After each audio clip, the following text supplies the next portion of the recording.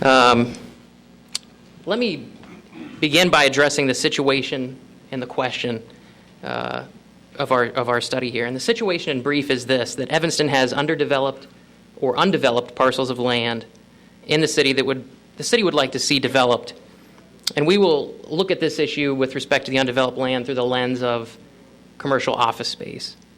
So why would the city want to develop these parcels of land into office space? Well, we saw two sets of goals. The first, the primary goals, would be to increase the property tax rolls. The second, to bring more economic activity, to bring jobs into the city of Evanston.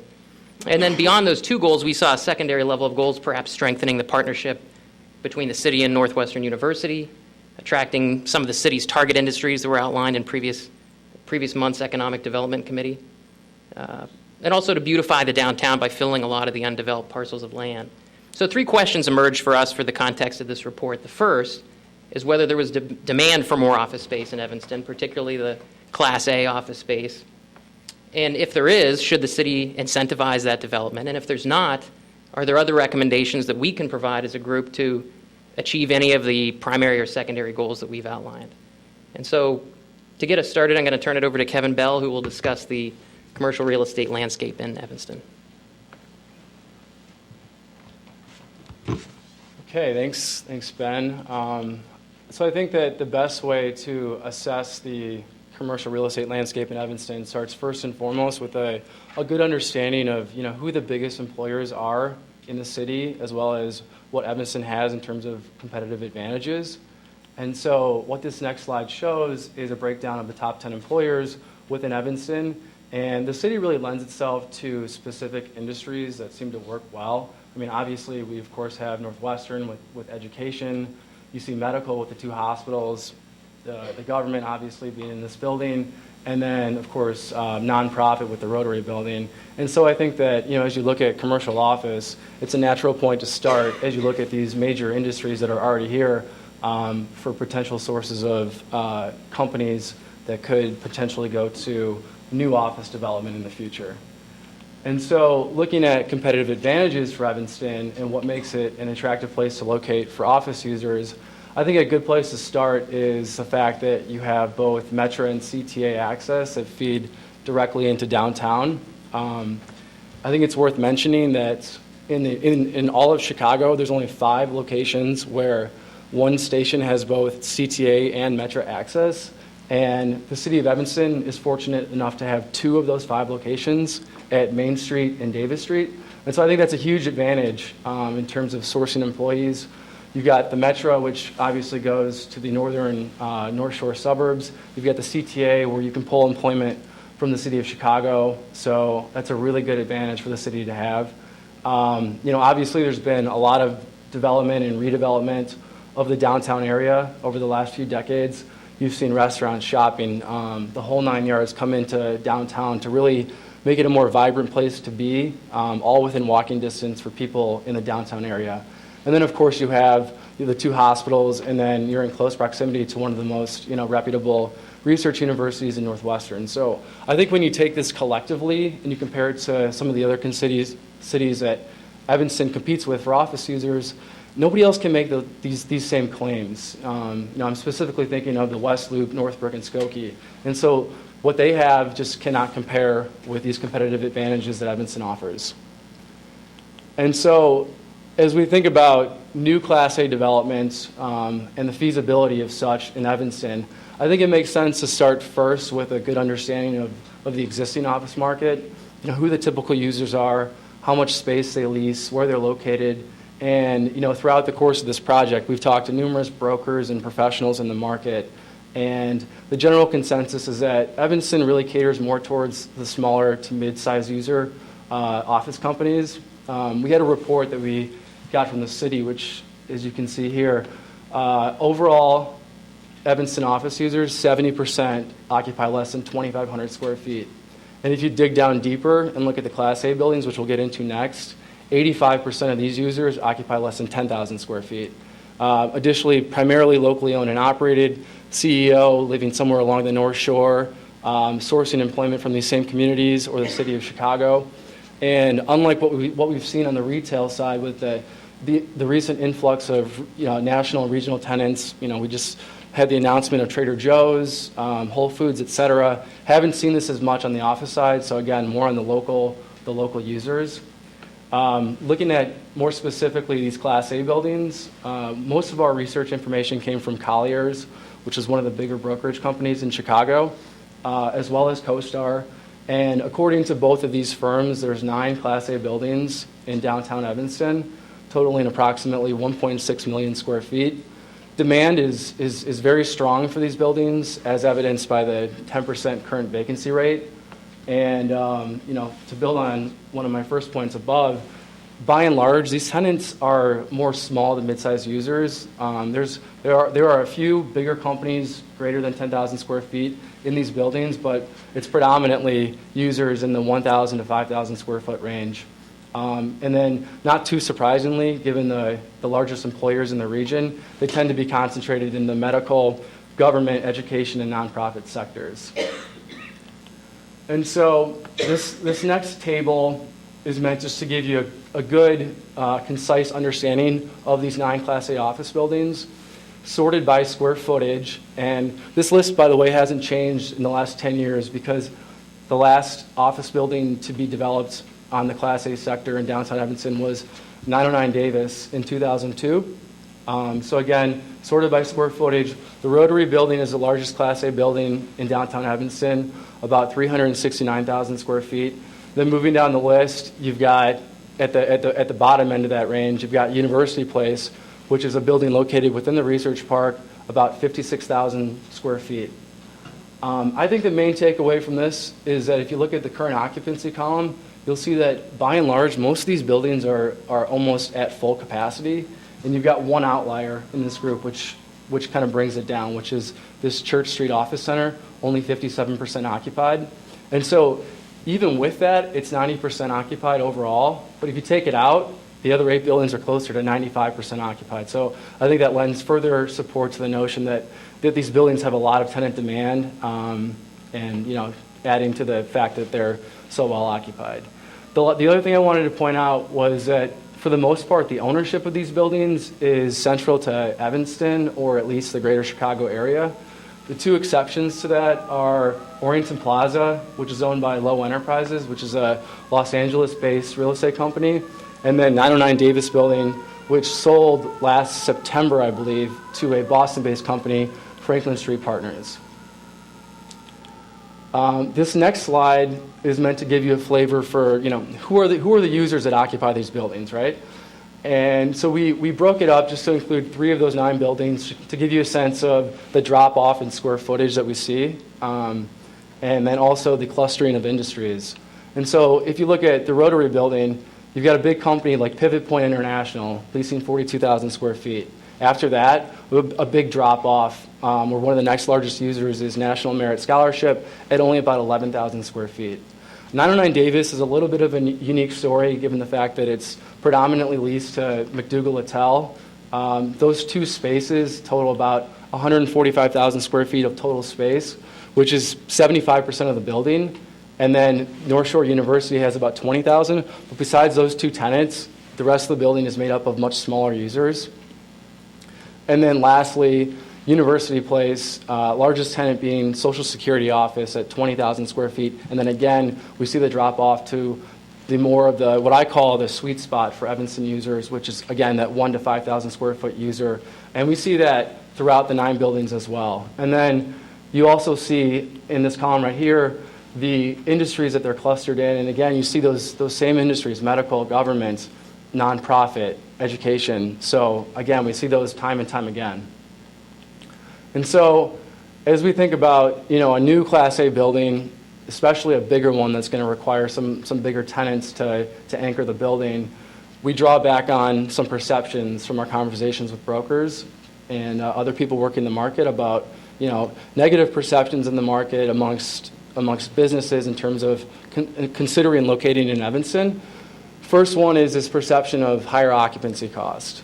And so if you think about it on a urban to urban basis, comparing Evanston to the West Loop of Chicago, we were told time and time again that locating in a Class A building in Evanston is about comparable to located in the West Loop. And so, a tenant that's looking for a more urban environment and that is considering both Evanston and the West Loop, they can go to the West Loop and have the advantages that Chicago offers. While it may not be the CBD, it's still located in what I think is a very convenient access point for where the Metro trains come in, because you have Union Station and Ogilvie Station right there. So effectively, their radius of where they can source labor is huge, because all the Metro trains coming in from all the suburbs funnel in right into the West Loop.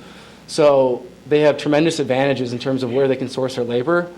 On a more suburban to suburban comparison, we look at parking as one of the main differentials. Obviously, Evanston is more of an urbanized suburb, and with that comes a premium for parking. And whereas other suburbs don't have that same problem, they have less dense areas, they have more land to build, and with that comes the opportunity for free parking. So we bring it up just to point out that as users are looking at different suburban markets to consider locating in, parking comes up. It can be an expensive cost that adds to locating here.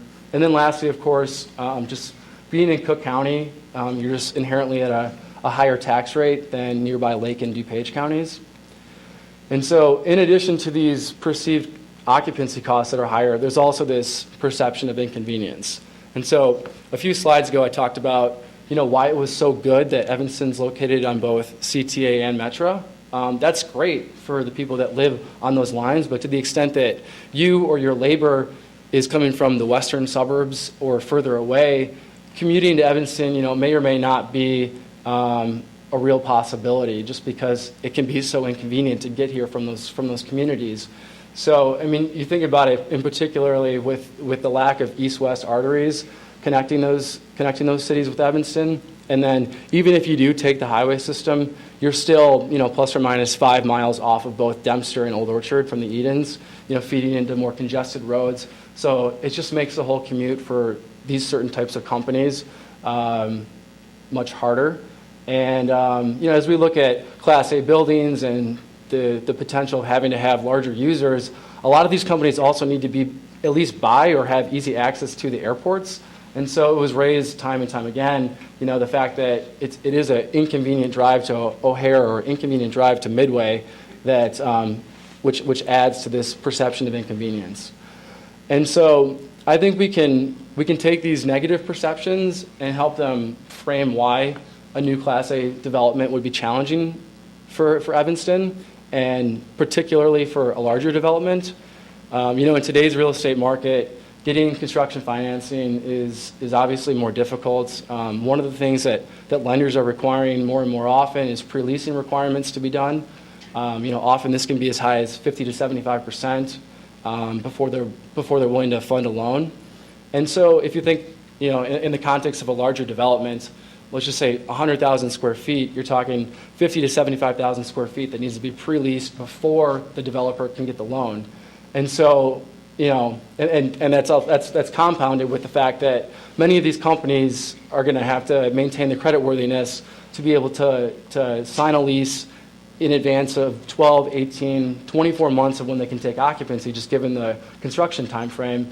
And so these types of users aren't going to be startup companies. They're going to be more reputable, stable companies that have been around for a while, probably more national and regional in scope. And so, as we think about the types of users that are already here and the lack of bigger users besides the handful that exist within the existing Class A buildings, this could be especially challenging for Evanston. But with that said, we do think that there are several sites in the downtown area that would be good candidates for development, as well as one that's outside of downtown. And, this list here, we've got 6 sites listed, some of which are better candidates in the near term, some of which would be better candidates for longer term plays. The ones that we believe are the best suitable for near-term development would be the vacant lot in the Research Park, and then also the vacant lot on Davis Street downtown. And so I'm going to jump back and forth between the next 2 slides so that I can show you on these aerials where we're talking about. So this first site in the Research Park, we think it has a lot of potential. It has good frontage on Emerson Street. and could support a smaller scale development, which is the main point. So it's not going to require some of the issues that come about with larger scale developments. You may not face the same pre-leasing requirements in terms of a smaller scale development, or if you do, you're better poised to get the types of tenants that Evanston already commands and has a lot of demand for. So you won't need the bigger user that's 20, 30, 40,000 square feet. You can get an assemblage of smaller, 5,000 square foot tenants, which there are plenty of already in Evanston. And we also noted that, surrounding this site, aside obviously from the 1890 Maple building, which is being held vacant, the other 4 buildings, which are all approximately 50 to 60,000 square feet in size, they're all very well occupied. I walked them all 2 weeks ago, and there's not that much vacancy in any of those buildings. So there's a lot of demand for that space range, as we've talked about. And we think that a similar sized building could go there, something that's 50, 60,000 square feet of size, and wouldn't need to land that big anchor tenant that could potentially prove to be elusive. Following on those lines, this site here on Davis Street is just west of Chicago Avenue. It's a small site right now. It's less than a quarter of an acre in total size, but we think it has really good potential. Obviously it's in the heart of downtown, walking distance to basically everything, and there's the possibility of some additional assemblage on the western side of that site with the Chase Bank ATM, which is immediately adjacent to the site. And to the extent that that developer could work with Chase and redevelop both sites, you could get a bigger footprint and get a building approximately the same size as what we think we could put up here. But again, catering more towards Evanston's sweet spot of office user, not going after the big anchor tenant. Jumping back to this list, we do think these other 4 sites are also good development candidates, but are probably more long-term plays. The one I'd like to talk about most is Main and Chicago, right here. This site has tremendous potential. As I talked about earlier, being located right at the Main Street, Metro, and CTA, that's one of 5 locations in all of Chicago that can make this claim. So you could source employment from the northern burbs, you could get people from the city of Chicago, and they'd all be within just a few feet of their building. And even though it's not downtown, we think that it's still a good site because you're still within walking distance to various restaurants, shopping, all around that site. So, the kicker, obviously, and the reason why the building hasn't gone up to date is due to this inability to land that anchor tenant. And so, that's always going to be the issue with this site and the other sites that I'm going to talk about next is can you get that bigger tenant? And so the city is going to have to take certain initiatives to increase demand for that size of user. So jumping back real quick, the other 3 sites I wanted to talk about could also support bigger developments, 2 of which are currently parking lots. We think that the Evanston Library parking lot would be a good candidate, as well as Englehart Hall, which is basically at the corner of Maple and Foster. Obviously, if a development were to go on either of these sites, the existing parking requirements for the library or the dorm would have to be taken into consideration. And then 1515 Chicago is a vacant building that's downtown, 30,000 square foot building, but it's got good potential based on its proximity to the center of downtown and has a site size large enough to support a larger development. So, but these pose additional challenges with the existing uses, and so unlike Main and Chicago, where this is ready to go now, if the demand was there for the bigger user to anchor the building, these require demolition in this case and then redevelopment of the parking lots in the other. So with that, I'm going to turn it back over to Ben, who's going to talk about the other cities that we looked at to compare Evanston with, as well as what their leading practices are.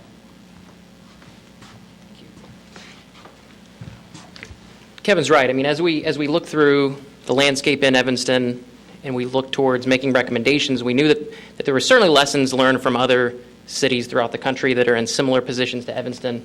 And for the next few slides, I'm going to just distill a few of the things that we learned there and that we think can be helpful for the situation that Evanston faces.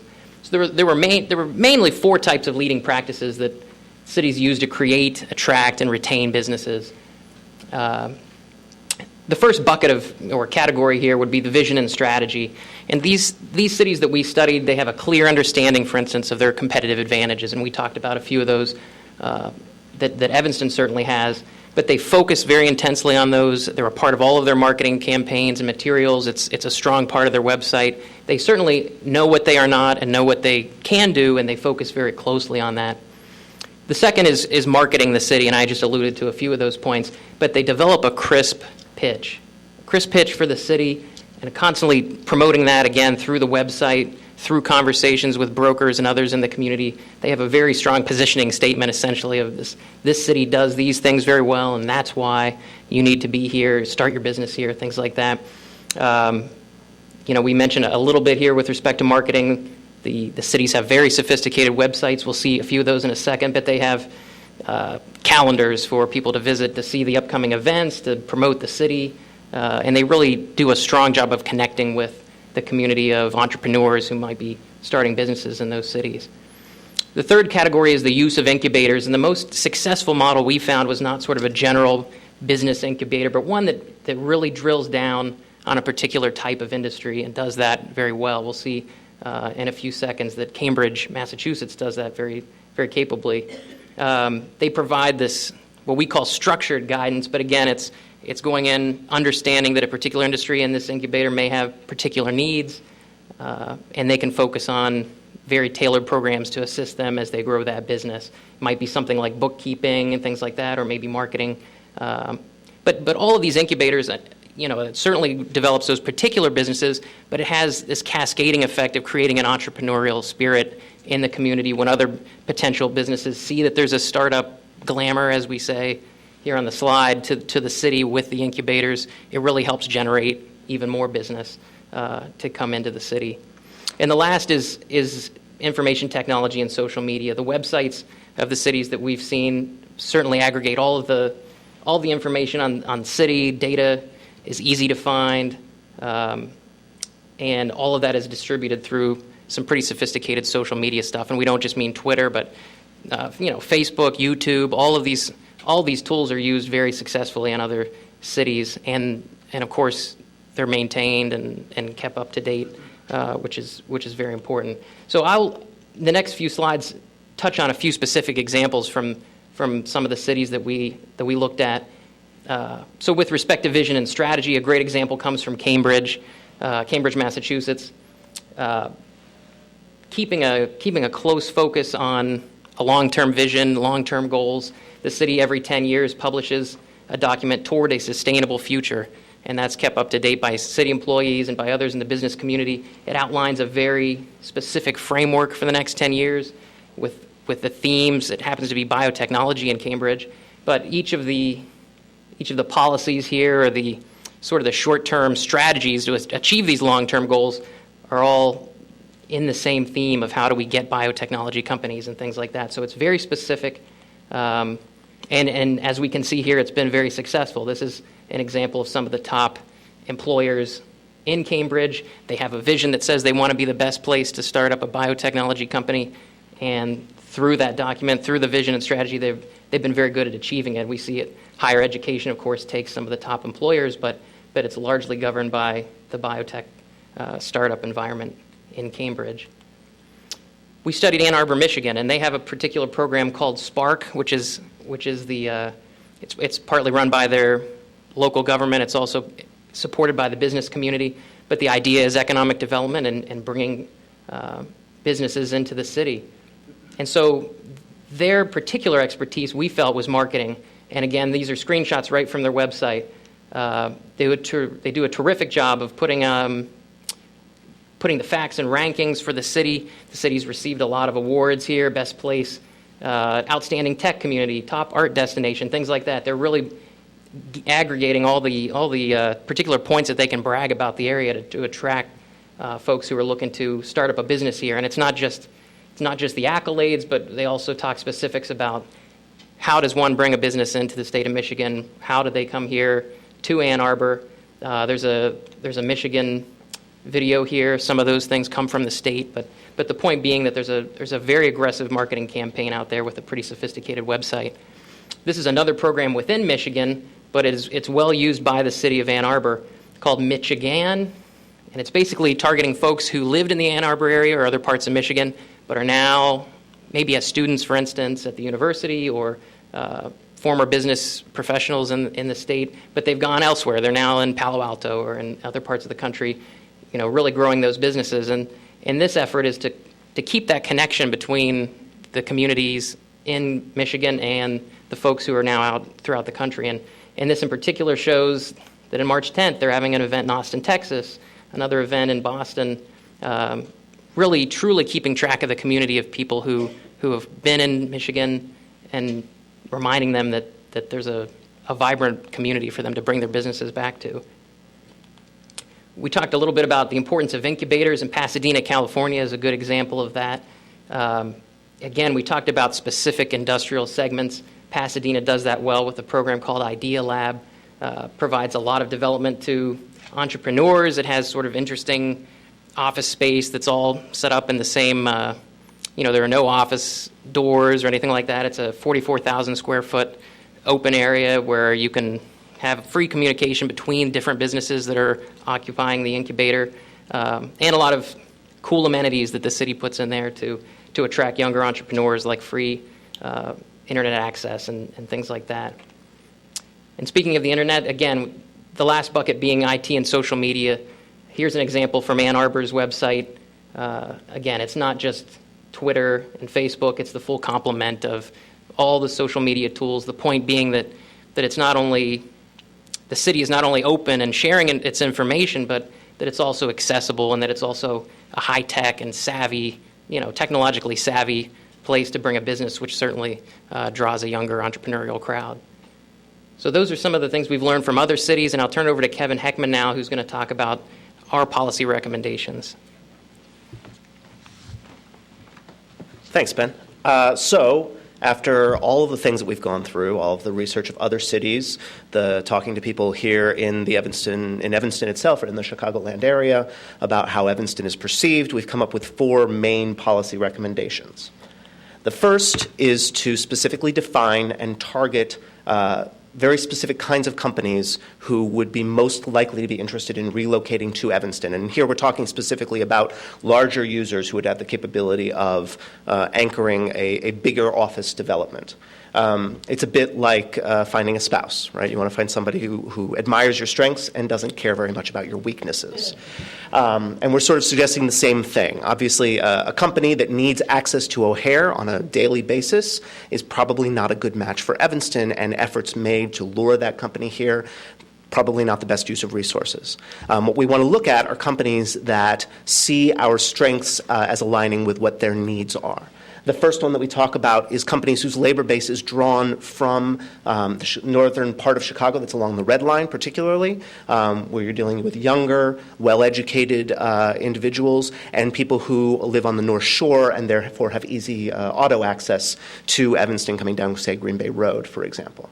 The second is companies whose CEOs live in those areas, probably more the North Shore than the north side of Chicago. But again, if it's convenient for the CEO, it's probably going to become convenient for everybody else involved in the company, right? And a lot of the companies who are currently located in Evanston, we found, are here primarily for this reason, because somebody who is in charge of the company either used to or presently lives in the area, and that's how they came to be here in the first place.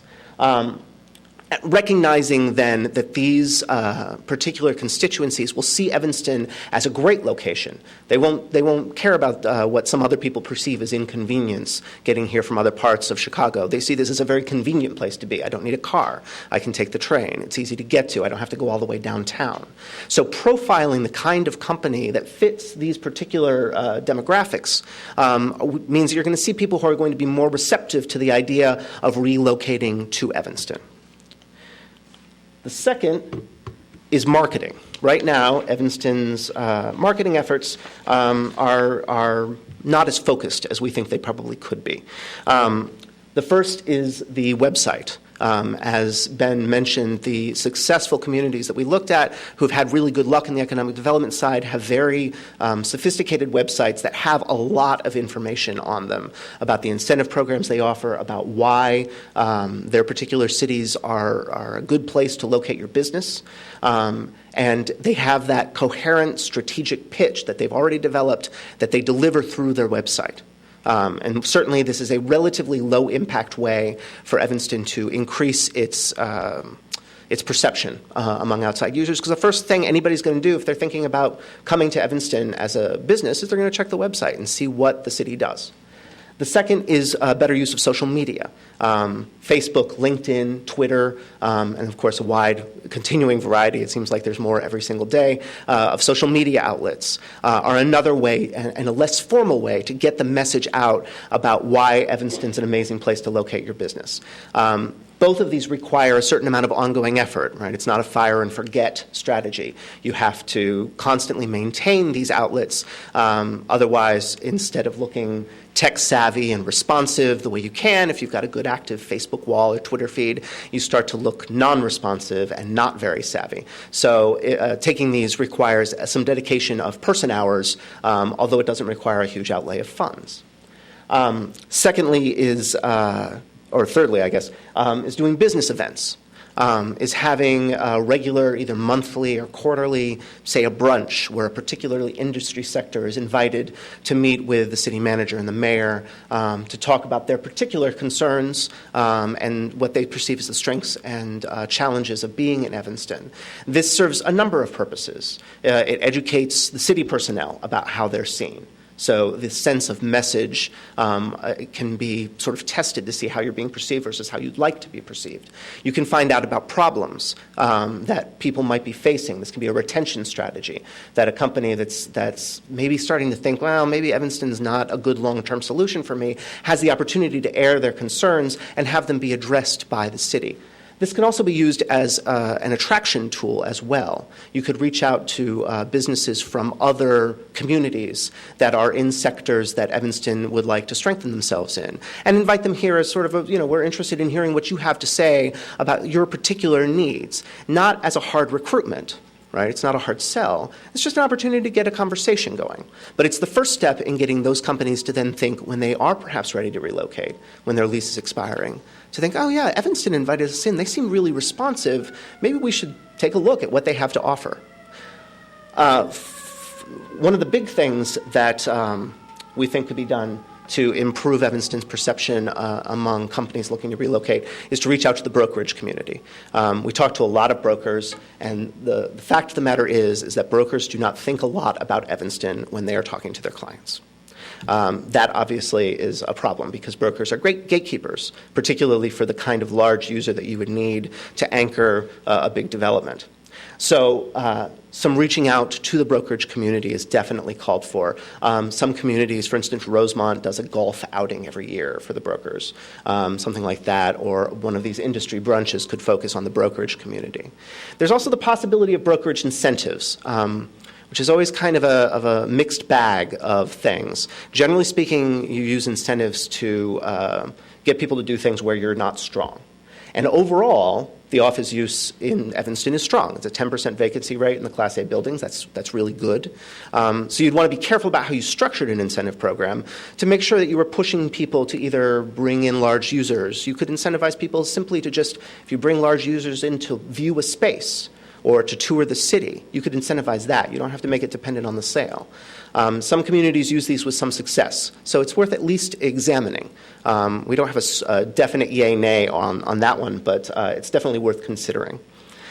And finally is sort of what we've been talking about all along here, is creating a concrete brand for Evanston.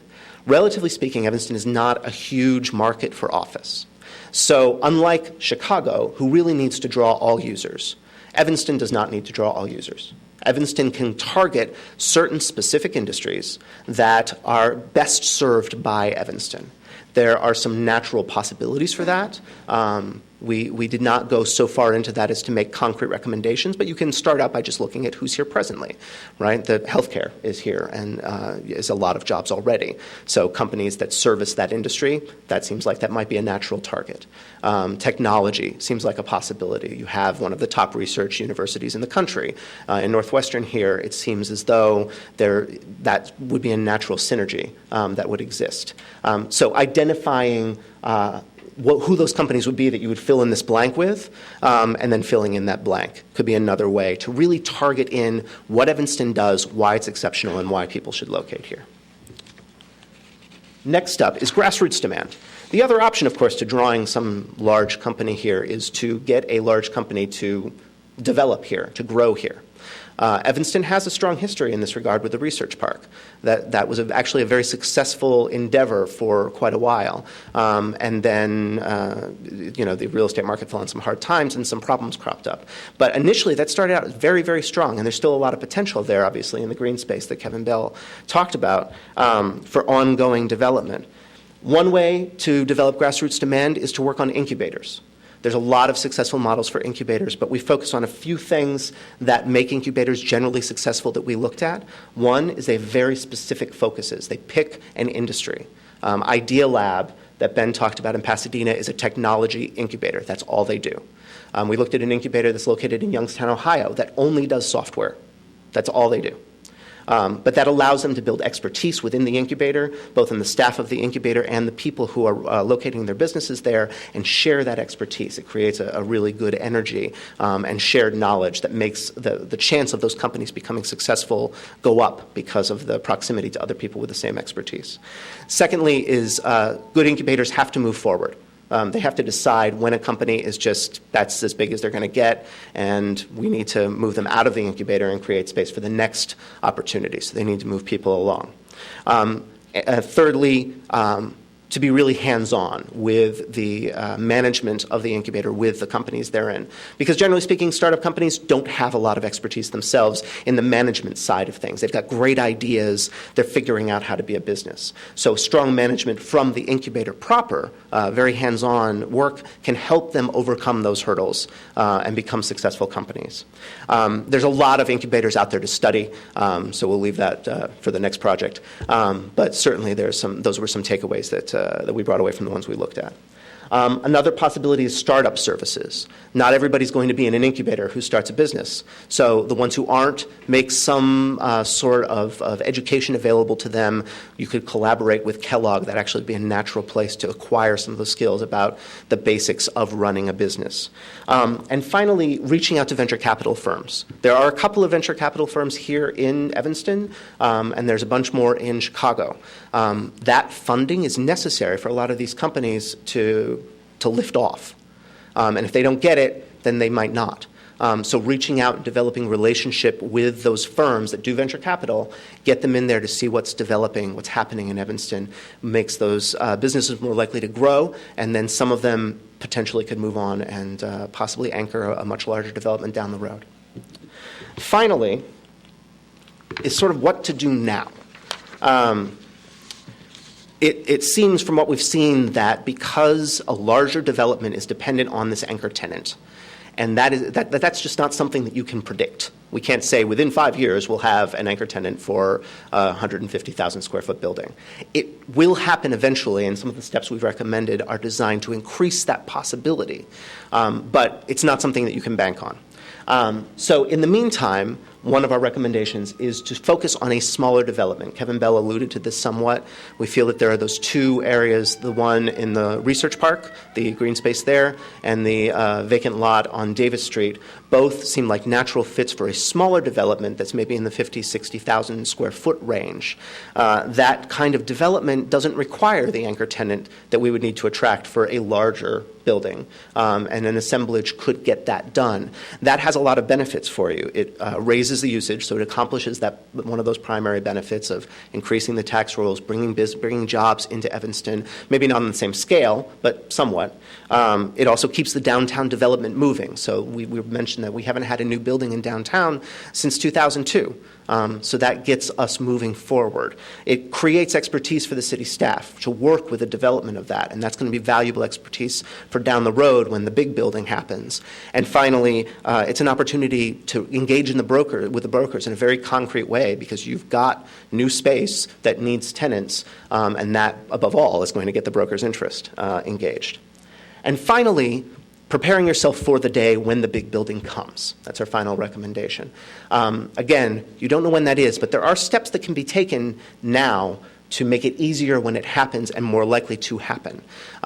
First, you can look at the process that developers have to go through to approve buildings now.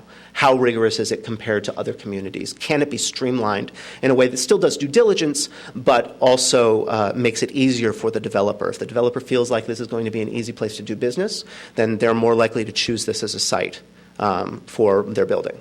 And secondly, a certain amount can be done to sort of pre-check a site for eventual development, to do drawings of the maximum building that can go there, to do some of the preliminary studies that the state of Illinois is going to require on the environment and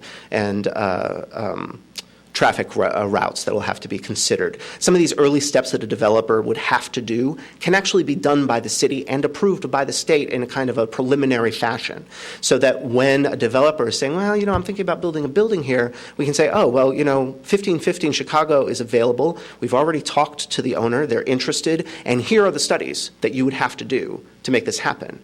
And you're saving that developer a lot of time and a lot of money, and you're accelerating how long it will take for them to get from conception to an actual building. So those are our 4 recommendations, and I think we're ready for questions at this time.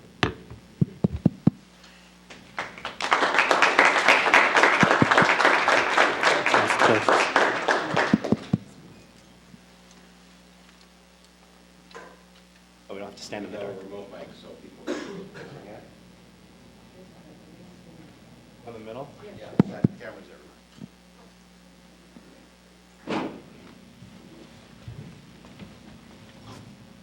everywhere. Get us started. When the first incubator was formed, there were a number of startup companies that turned out to be very successful. Peapod's one, Illinois Superconductor. I'm sure you went through that. In your studies, are there any existing companies that are at the sort of the breakthrough category that might be eligible for, one of the big buildings here? I would say that's not something that we directly examined. So you're going to have to go back to it. Well, maybe we will stay back here then. For easy access purposes. We didn't actually examine that directly, so I can't speak to whether that exists. It's possible, but I don't know. But I think, adding on to that, I think what we can say is that for companies like Peapod that went up to Skokie, I guess, on Old Orchard Road, I think if you look at the existing Class A buildings, there's just not that many spaces where they could go right now. So with 10% vacancy, there's only so much space, 163,000 square feet of available space. And so whether or not, if forward or fast forward to today, and let's say Peapod was thinking about going to Skokie today, where could they go? That would have to be something that would potentially play more into that new development, maybe at a site like Maine in Chicago. But there's just, of either just leased or vacant spaces today, there's just not that many options for bigger users to go right now. The other thing I would just add to that is that the idea of streamlining the process and getting ready to be able to say yes when somebody comes to the city and says, I need thus much space, and it doesn't exist, it's going to require a new building, serves that as well as it would serve bringing in some outside company.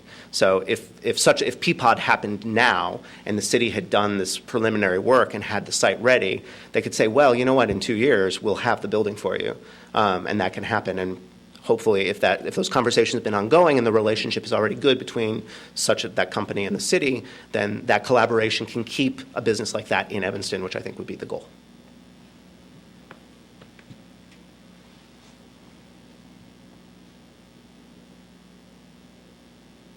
Give you one here. What do you think about the dynamic of kind of the suburbs versus the city? With the city kind of winning a lot of battles lately, and Evanston kind of being this hybrid, how does that fit into your plans and recommendations?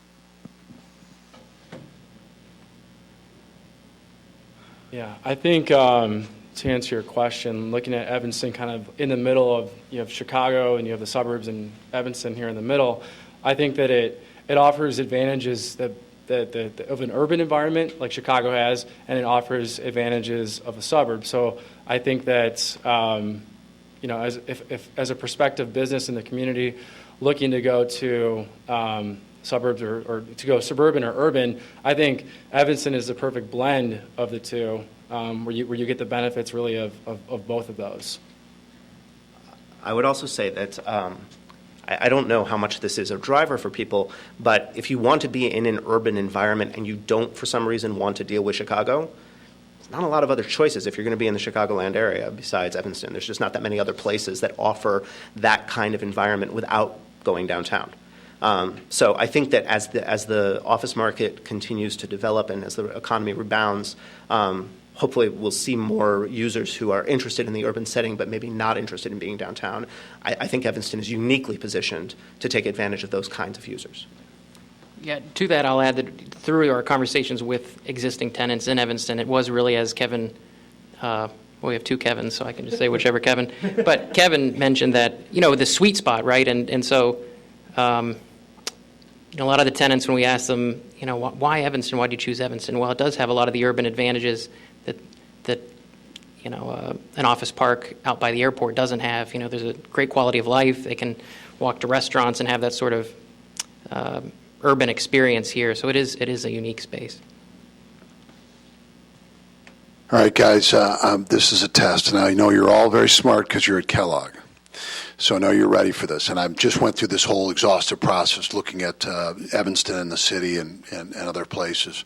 What is the pricing like in Evanston relative to Chicago and other suburban opportunities? Are you talking about rental rates? Yes. Okay. We didn't dig into rental rates too much in our analysis. I mean, I know that our initial work, we had done some sourcing, and I think Class A rents were in the mid to high 20s for the Class A buildings, if I recall correctly. And based on our conversations with brokers, that appeared to be in line with what office rents are for the West Loop. I would imagine that certainly Class A buildings that are more towards the CBD of Chicago would price at a premium to Evanston and the West Loop. But again, the focus of our study didn't really touch too much on rental rate exactly. I think there's also probably some cost of some occupancy costs that Evanston has that other suburban locations don't have, like parking, as Kevin Bell mentioned. That certainly would contribute to probably a higher cost aside from the per square foot cost. That certainly would play into a decision if you were making a decision between two suburbs.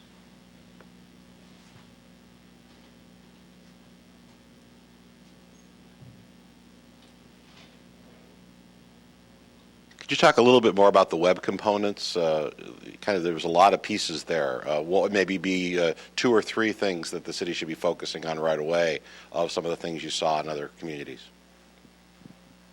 Yeah, I can talk about that. Through the course of our study, actually, we noticed a few weeks ago that the city is actually stepping up a lot of those efforts with respect to the social media and things like that. But when I looked at those other cities, I think social media is kind of a vague sort of recommendation. But with respect to Twitter and Facebook and things like that I think the city had mentioned a couple weeks ago that they were going to start focusing on with the economic development webpage. Again, it just creates that. It sends the message that not only is there a sharing of information between the city and everyone who wants to read about it, but that the city has this technological savvy. And I think those particularly Twitter, I think with its constant updates, and if that's well maintained and well run, I think that can send a strong signal that the city is able to attract technologically savvy businesses.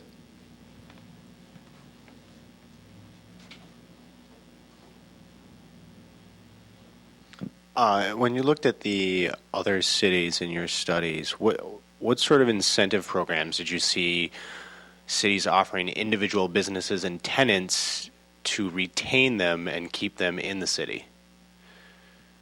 Almost none. The cities that we looked at, generally speaking, did not do much in way of financial incentives. Pasadena does some financial incentives to draw companies to them. Most of those were based around a TIF-like structure that California had up until about 2 months ago when the governor abolished it and took all the money back. So they're really pleased. But other than that, they don't, especially retention, nobody that we looked at had a retention program that used financial incentives to keep people in the city. I think that really, what's that? Youngstown has, again, we looked at Youngstown, Ohio. I don't think they were specifically mentioned here. We looked most closely at their incubator because it's a really strong one. But they do have some state-level programs, some enterprise zones and things like that offer property tax abatement for especially manufacturing. That's Youngstown's thing, obviously. Pasadena has a little bit of the same kind of thing, which is unique to Pasadena. The neighboring communities don't have it. That is set at a state level. They don't have a lot of control over it, but they administer it really strongly. But again, that's mostly about bringing people in. It is less about retention.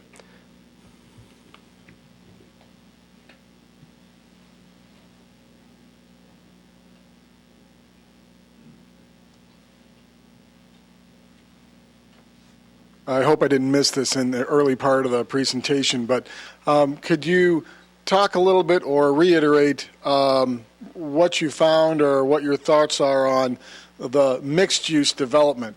10 years ago, our mixed use was always retail, residential. Boy, we'll make money, retail, residential. Now that we're looking at office and we're at 90%, how should we mix things to look at development? Or did you see anything that you noticed in other areas? I think that if going forward with mixed-use development, I think office can be a natural target. You could combo that with street-level retail. We've seen so much come into Evanston in the last 10, 15 years to revitalize the downtown area. If you look at that site that's on Davis Street, that small site, it's only a quarter of an acre big.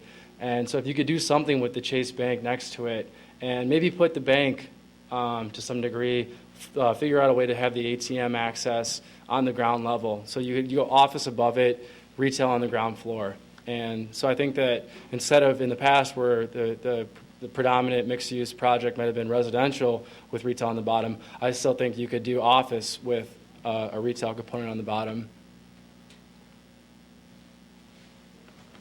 North Carolina State maintains a really interesting research park that I don't know if it would be practical in Evanston because it requires some space, but that actually is a mixed-use development that is primarily office and residential, where the idea is that you're sort of cohabitating with certain schools within North Carolina State, and then the businesses also, their employees can live right nearby on the same campus.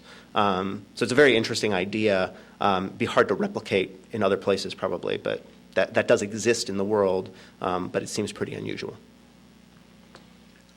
Excuse me. Yes, I have a question. I've noticed that you focused most of your development to be in downtown Evanston, and there was a question to whether that there was access to the Eatons. Now, clearly, if you go a bit west, did you guys look at the Dempster corridor at all as related to some of the space there as we look at mixed use, developing some of that area, tear down, build?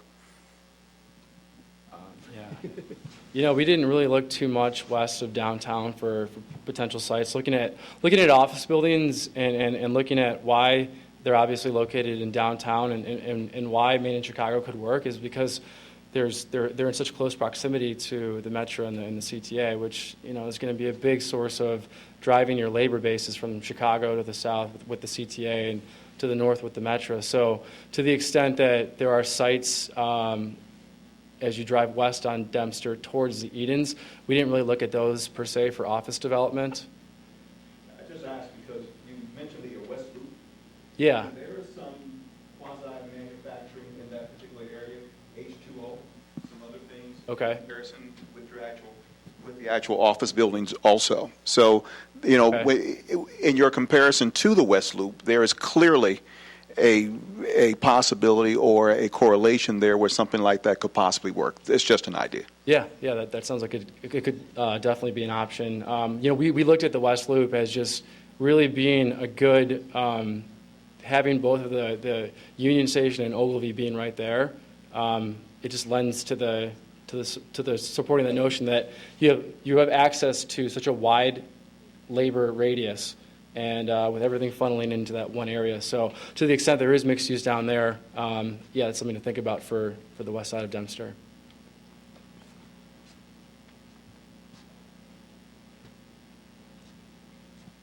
So you've designed these 4 recommendations at the end in light of the city's 2 priorities, or 2 goals that you set out at the beginning.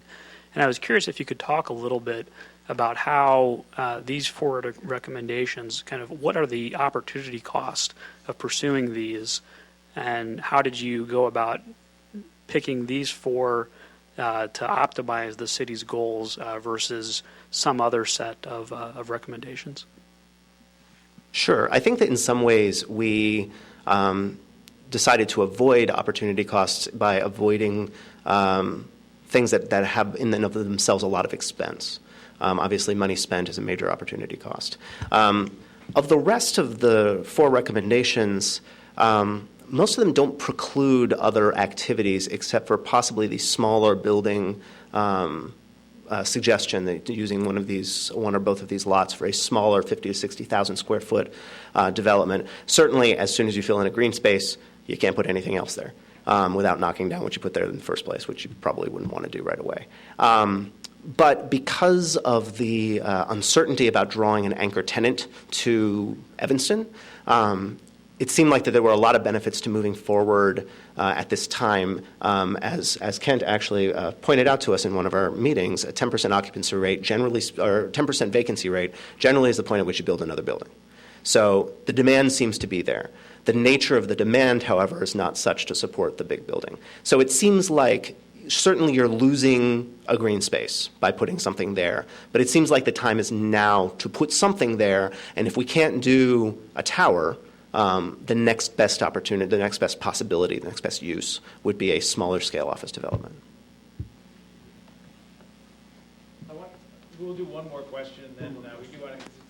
It's kind of a good presentation that it induces a lot of questions, so that's good. Thank you very much. It appears as though the choices for us today are either to attract new businesses in town or to build for new businesses in town, or what I think Evanston has always done best, which is to develop our own resources and have them expand and grow, which is why I think Bob Yohannon's question was so important.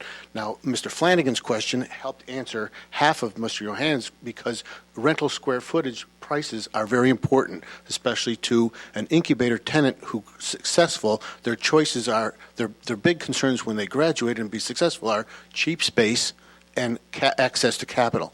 Now, I think the other half of the Yohannon's answer was on the board when you mentioned that venture capitalists could very well be served in this town because they could help keep some of the companies in town. And I think if we're going to develop the resources that we have in Evanston and retain the good companies that we have, it's got to be cheap space and it's got to be access to capital.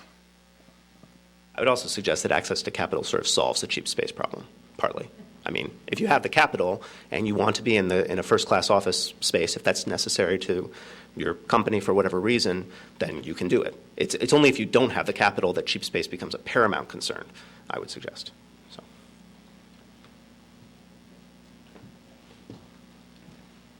So again, I think the team did an absolutely great job, so I'd like to give them another round of applause. I certainly wanted to thank everyone for coming today, and I think that this report and these conversations are the beginning, clearly, and we certainly look forward to continuing this dialogue and moving these initiatives forward. And again, we really appreciate your coming out tonight and supporting us. Thank you. Thank you. Thank you. Appreciate it.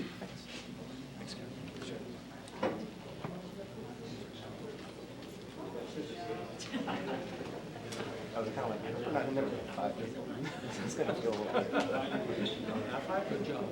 Thank you. Really appreciate it. Oh, absolutely. It was a pleasure. Great to meet you. Appreciate it.